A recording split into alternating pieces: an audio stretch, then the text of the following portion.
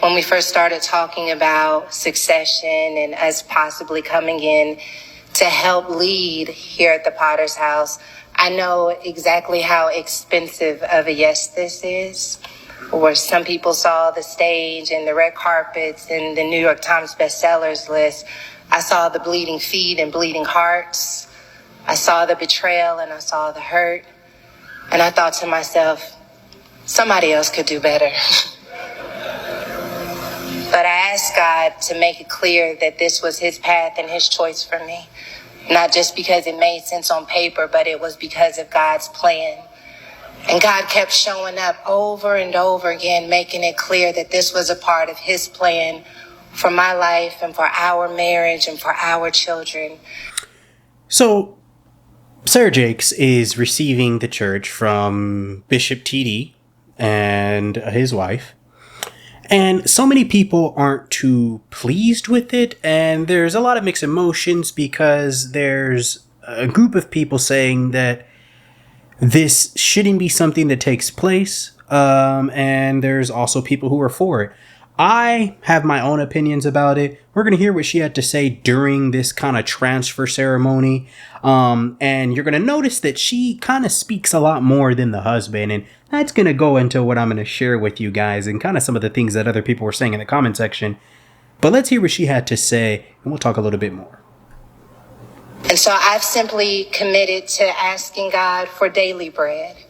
As much as I would like to have enough bread for the next 29 years, enough strength, enough vision for the next 29 years, I don't know if anybody else has been like that. You're stepping into something new and you wish you had all the strength and all the thought, everything you would need front loaded. And yet God has promised me daily bread. And I was studying in Jeremiah where it says to go down to the potter's house and how the potter was remaking a vessel. And I know that we're very much in a season like that where the potter is remaking what the potter's houses look like. For 29 years, it has had a distinct sound and a distinct voice. And if we aren't careful, we will find ourselves unwilling to yield when the potter is making something new. But when I was studying, what does it take for clay to become soft and so that it could be remolded? It takes water. And once it's steeped and soaked in water, it becomes moldable again. And I thought about the woman at the well who was thirsting for a particular type of water. And yet Jesus said to her, if you drink from this well, you will never run dry. As a matter of fact, if you drink from that well, out of your belly shall flow rivers of living water. And I thought to myself, if God is reshaping the potter's house, maybe it is not on us to try and figure out what it's going to be and what it's going to sound like and whether or not we will like it. Maybe it is on us to bring our water to the potter's house. Not just our water, but to bring that spring of living water that's down on the inside of you. Because whatever the potter's house is going to be, we don't want it to become it without your water. We want you to bring your grace, your anointing. We want you to bring your dreams, your ideas. It took a family of people to build this church. It cannot be built by two people alone. If we are going to change this city, if we're going to send out a call to every drug addict, every criminal justice system, if we're going to let cancer and hell and every demon know that the kingdom of heaven is still strong, still standing, if your children are going to come back to church, if their children are going to declare the works of the Lord, it cannot be built on two people alone. Sounds good, right? So the thing is, I wish they would just keep it real, because I do agree with the people that are saying that this isn't really a church situation. This isn't really church.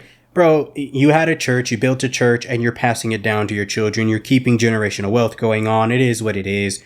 There's obviously some great perks and success that has come from that church. So you're going to keep it in the family. We got to leave it at that. The whole thing about, like, we want you guys to bring your ideas and all this, and we're going to do this together.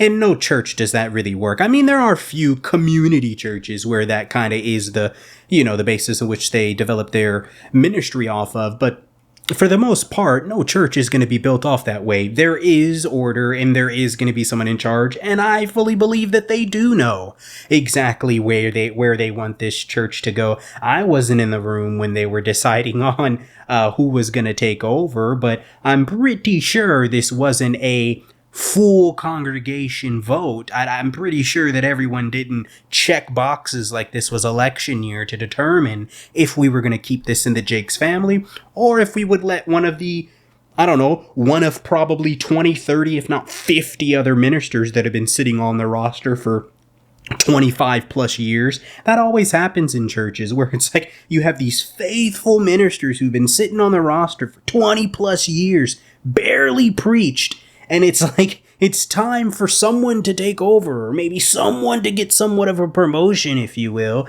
And they're always overlooked. Here comes this Joe Blow from way over where coming in, and now they're taking over. Not saying that Sarah is some Joe Blow, but I would say let's keep it real. You know, this is generational wealth, and we're seeing it happen right before our own eyes. Now, we've seen TD Jakes give her the mic a few times before this big ordeal, and we've kind of seen her slowly start to take the front seat. But what's interesting to me is that I feel that they are desperately moving to this way of church where I think they are capitalizing. I want to be careful with my words here. They are capitalizing on the emotions, the need, the welfare, what have you, of women. Most churches are occupied and attended by women. We're going to see more women in church than you are going to see men. And with that, you hear a lot of her preachings that way, and even her husband has a lot of the women empowerment preachings going on in there.